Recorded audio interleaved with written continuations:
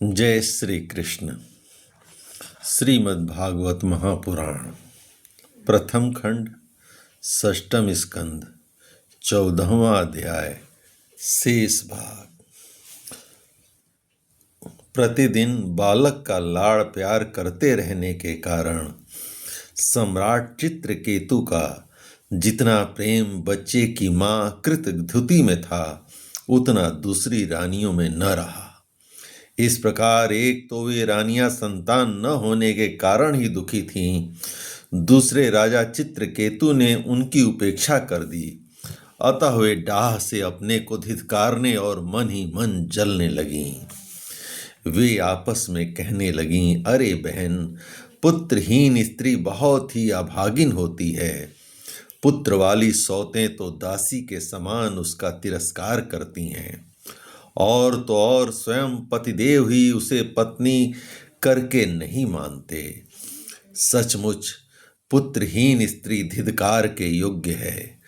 भला दासियों को क्या दुख है, वे तो अपने स्वामी की सेवा करके निरंतर सम्मान पाती रहती हैं, परंतु हम अभागिनी तो इस समय उनसे भी गई बीती हो रही हैं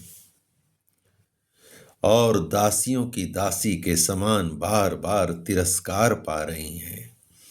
परीक्षित, इस प्रकार वे रानियां अपनी सौत की गोद भरी देखकर जलती रहती थीं और राजा भी उनकी ओर से उदासीन हो गए थे।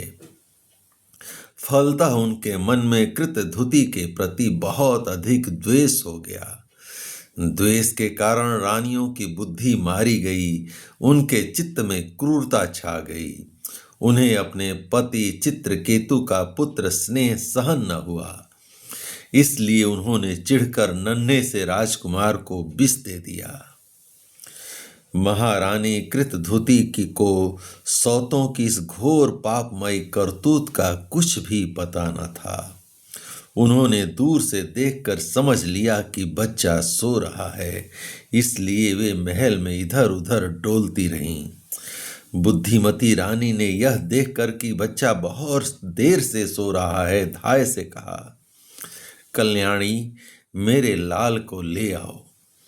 धाय ने सोते हुए बालक के पास जाकर देखा कि उसके नेत्रों की पुतलियां उलट गई हैं। प्राण, इंद्रिय और जीवात्मा ने भी उसके शरीर से विदा ले ली है। यह देखते ही हाय रे, मैं मारी गई, इस प्रकार कहकर वह धरती पर गिर पड़ी। धाय अपने दोनों हाथों से छाती पीट पीट कर बड़े आर्त स्वर में जोर जोर से रोने लगी।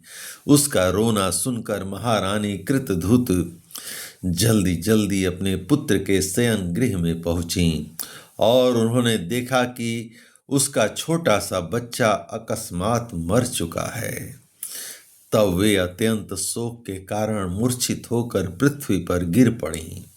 उनके सिर के बाल बिखर गए और शरीर पर के वस्त्र अस्त्र व्यस्त हो गए। तदंतर महारानी का रुदन सुनकर अनिवास के सभी स्त्री पुरुष वहां दौड़ आए और सहानुभूति बस अत्यंत दुखी होकर रोने लगे। वे हत्यारी रानियां भी वहां आकर झूठ मूठ रोने का ढोंग करने लगीं। जब राजा चित्रकेतु को पता लगा कि उसके पुत्र की अकारण ही मृत्यु हो गई है, तब अत्यंत स्नेह के कारण शोक के आवेग से उनकी आंखों के सामने अंधेरा छा गया। वे धीरे धीरे अपने मंत्रियों और ब्राह्मणों के साथ मार्ग में गिरते पड़ते मृत बालक के पास पहुंचे और मूर्छित होकर उसके पैरों के पास गिर पड़े। उनके केस और वस्त्र इधर उधर बिखर गए। वे लंबी लंबी सांस लेने लगे। आंसुओं की अधिकता से उनका गला रूंध गया और वे कुछ भी बोल न सके। पति प्राणा रानी कृतधुति अपने पति चित्रकेतु को अत्यंत शोकाकुल और इकलौते नन्हे से बच्चे को मरा हुआ देख विलाप करने लगी। उनका यह दुख देखकर मंत्री आदि सभी उपस्थित मनुष्य शोकग्रस्त हो गए। महारानी के नेत्रों से इतने आंसू बह रहे थे कि वे उनकी आंखों का अंजन लेकर केसर और चंदन से चर्चित वक्ष स्थल को भिगोने लगे। उनके बाल बिखर रहे थे तथा उनमें गूंथे हुए फूल गिर रहे थे। इस प्रकार वे पुत्र के लिए कुररी पक्षी के समान उच्च स्वर में विविध प्रकार से विलाप कर रही थीं। वे कहने लगीं, अरे विधाता, सचमुच तू बड़ा मूर्ख है जो अपनी सृष्टि के प्रतिकूल चेष्टा करता है। बड़े आश्चर्य की बात है कि बूढ़े बूढ़े तो जीते रहे और बालक मर जाए। यदि वास्तव में तेरे स्वभाव में ऐसी ही विपरीतता है तब तो तू जीवों का अमर शत्रु है।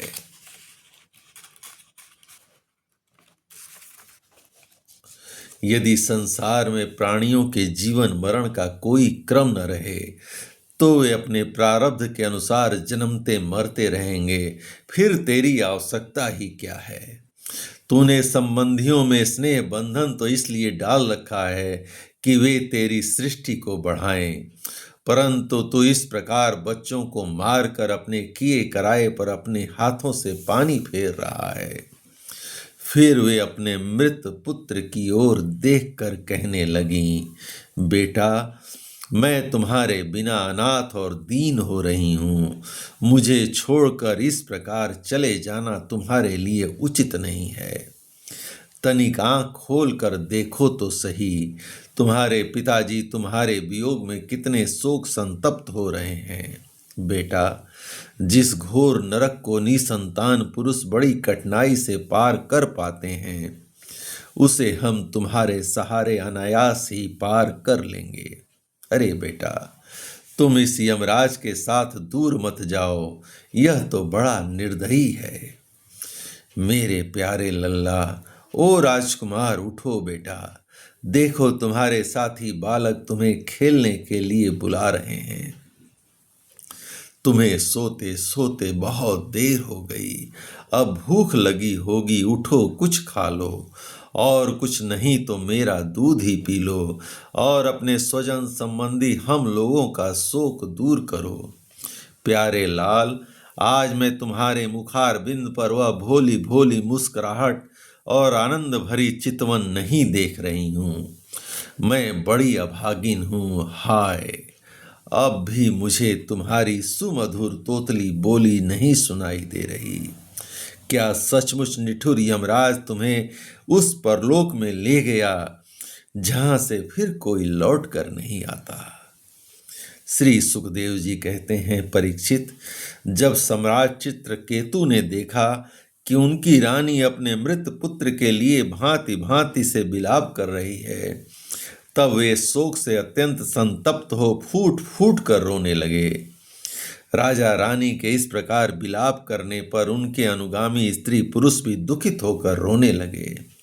इस प्रकार सारा नगर ही शोक से अचेत सा हो गया। राजन, महर्षि अंगिरा और देवर्षि नारद ने देखा कि राजा चित्रकेतु पुत्र शोक के कारण चेतनाहीन हो रहे हैं, यहाँ तक कि उन्हें समझाने वाला भी कोई नहीं है।